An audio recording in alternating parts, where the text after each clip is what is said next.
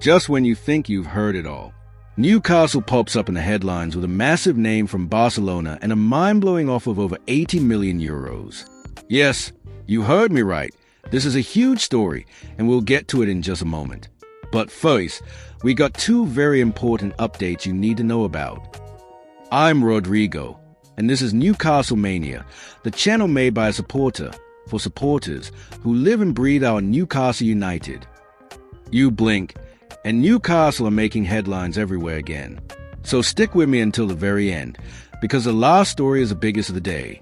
But before that, let's go through two updates that are already getting the fans talking. And just a quick one before we dive in.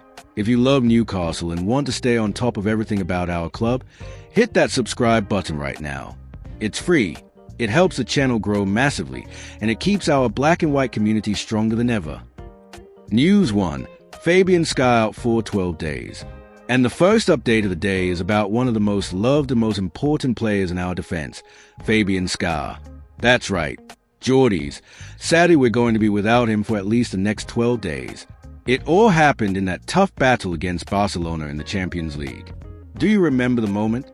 Rashford fired a rocket with his right foot, and, as always, Schär threw his body in the way without thinking twice. The ball smashed him straight in the head. At first, it looked like everything was fine. He even carried on after being checked over by the medical team. But just moments later, when he went into another challenge, it was obvious something wasn't right. He went down again and had to be taken off. After the game, Eddie Howe confirmed it was a concussion protocol. And that means, for safety reasons, the player has to be sidelined for a minimum of 12 days. So it's already set. Schär will miss Newcastle's next two fixtures, against Bradford City and Arsenal. Not easy at all, because those are two games where the defense need to be absolutely spot on. But here's the good news. If everything goes to plan, Schär should be back just in time for that massive Champions League clash against Union SG next week. And that, of course, would be a huge relief for Eddie Howe, who's already been dealing with plenty of defensive problems this season.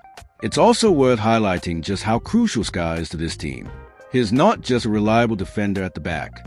He's calm on the ball, reads a game brilliantly, and can even decide matches in attack, whether it were those dangerous headers or even the odd screamer from outside the box.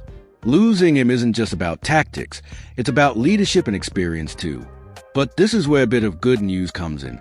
The full debut of Malik Thiaw, the young centre-back, signed for £35 million, finally got his chance to start. And let me tell you, Geordies, he did not disappoint. He looked solid, made important recoveries, won his aerial duels, and played out from the back with real composure. Yes, you could see him tiring a bit towards the end, but that's only natural for a lad still adjusting to the pace and intensity of the Premier League. Eddie Howe was full of praise afterwards.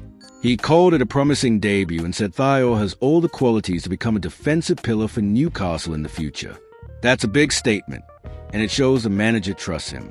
So, yes, losing Schär is a blow, but at the same time, his absence has opened the door for Malik Thiaw to step in and show what he can do. And who knows, this might even end up being a positive for the squad overall. Having more trustworthy options in defense could make all the difference in a long, exhausting season like this one. What do you reckon, Geordies? Can we hold firm without Schär in these next two games, or will the backline miss him too much?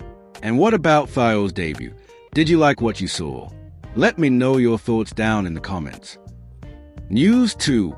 Rested players and fears of injuries. The second story is one of those that really caught everyone by surprise.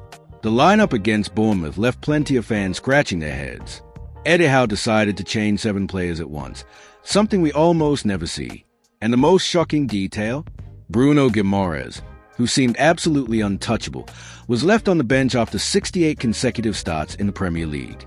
An unbelievable run that proves just how much of a pillar he is in this team. And it didn't stop there. Joe Linton, another player who's usually untouchable, didn't even step on the pitch. The explanation came later. Eddie Howe revealed it was all part of a plan to avoid new injuries. The Brazilian midfielder is still feeling the effects of that serious knee injury from last season, and the manager didn't want to take any chances in a game that, on paper, looked more manageable. Better to hold him back now than lose him for months, right? This strategy gave other players a chance to step up. Joe Willock came back and showed he still has a lot to offer, while Lewis Miley, our academy jewel, got another opportunity to prove he can be a real asset in the squad. Even though the match ended 0-0, without too much excitement, it was clear that Howe is trying to find the right balance between experience and youth in his lineups. One of the real positives was the performance of Malik Thiaw. The German defender is growing with every game, and made it clear he's ready to fight for a starting spot at the back. The manager didn't even hide his praise, making it obvious he's building more and more trust in the player. And that leads us to the big debate among the fans. If Thiaw really wins his place, who drops out of the defense? Fabian Schär? Den Burn? Buttman? That's the kind of good headache that lands right on Eddie Howe's desk. Now, the big question is all about the next challenge. What formation will we see against Arsenal? The rotation against Bournemouth was a risky move that ended only in a draw, but maybe it saved crucial energy for a much tougher battle ahead. The dilemma is on the table. Does Howe keep the big names on the pitch and risk injuries, or stick with a rotation system to protect the squad for the long season ahead? News 3. The main one.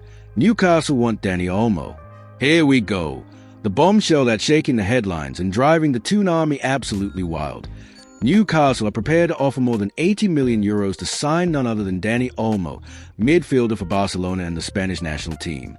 The report comes from Team Talk, who revealed that Olmo's name has now become a top priority for the Magpies. What really stood out is that the club would be willing to go that high with their bid, a fee similar to what we've already seen spent on Nick Woltemade. That alone shows that our owners are not afraid to open the checkbook when they see a player capable of taking this team to the next level. But why Dani Olmo? The answer is simple. He's the kind of player who would fit into any big side in Europe. At 27 years old, Olmo has a massive CV already. He's a Spanish international. He's played at the Euros and the World Cup, and has become one of the most versatile and creative midfielders in world football. So far this season for Barcelona, he's already played 6 matches, scored once and provided 2 assists, numbers that only highlight his ability to turn games on their head. The biggest difference with Olmo is his versatility. He can play as a central midfielder, wide on the left, or even out on the right. He brings dynamism, clever movement, and a constant ability to create chances. He's exactly the kind of player who could transform our attacking options, giving Eddie Howe more weapons than ever before. Just picture it. Olmo playing behind Isaac, linking up with Gordon, feeding Bruno Guimaraes, and spraying quality passes all over the pitch. Toon fans, it's the kind of thing you can't help but dream about. And there's more. This interest from Newcastle shows that the club aren't just thinking about improving the squad for the Premier League. The message is much bigger. The board are already focused on the 2026 season, when the Magpies don't just want to compete, they want to become Champions League contenders. Dani Olmo is exactly the sort of signing that screams European ambition. Now, here's the big question. Will Barcelona let him go? Everyone knows the Catalan club are still in a difficult financial position. They need to sell to balance the books, but letting go of a player of Olmo's quality is no easy decision. On the other hand, a bid of 80 million euros is a kind of offer that can't just be ignored, especially when Barca still need to strengthen their squad without making things worse financially. Another interesting detail is that Olmo has already been targeted by massive clubs in the past, including Bayern Munich and Chelsea, but he always ended up staying. That proves how highly valued he is on the market. If Newcastle really pushed forward with this move, it wouldn't just strengthen the team, it would send a clear message across Europe. This club are ready to fight on the same level as the Giants. Now, Toon Army, close your eyes and imagine this. Dani Olmo wearing the black and white shirt, stepping out at St. James Park with a row of 52,000 Geordies behind him. Olmo, Isaac, Gordon, and Bruno Guimaraes forming one of the most dangerous and creative attacks in the Premier League. That would be a huge leap in quality, a signing that would put Newcastle firmly among the elite in England and across Europe. The question is, will this dream become reality? That all depends on how Barcelona react to the approach, and just how far Newcastle are willing to go. But one thing's already clear. Our ambition is sky high, and Dani Olmo is a man in the spotlight. So that's it. Sky out for a few games, House shuffling the pieces around the squad, and now this massive bomb in the transfer market. Dani Olmo potentially arriving at St. James Park for more than 80 million euros. And now I want to hear from you. Should Newcastle really go all in for Danny Olmo, or would it be smarter to look at another midfielder instead? Drop your thoughts in the comments, because this debate is going to spark loads of opinions. And of course, if you haven't already, make sure you subscribe to the channel. Hit that like button, and turn on the bell so you don't miss any updates on our beloved Newcastle United. Black and white run through our veins.